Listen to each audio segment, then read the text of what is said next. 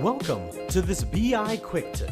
For more background on the BI tool, please visit our Help Files website. In this video, we'll be able to see how we can use both the Spotlight and Focus Mode features on Power BI dashboards.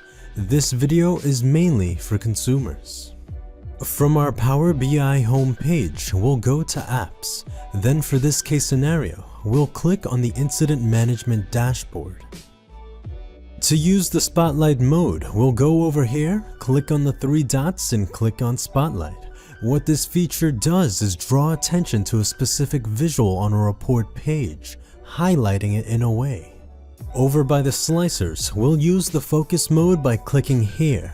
You will see that this feature allows you to expand a visual to see more in detail and interact with it. We can use the focus mode on graphs as well to get a much bigger and clearer visual to view. Feel free to use these features to help you navigate and visualize your data better.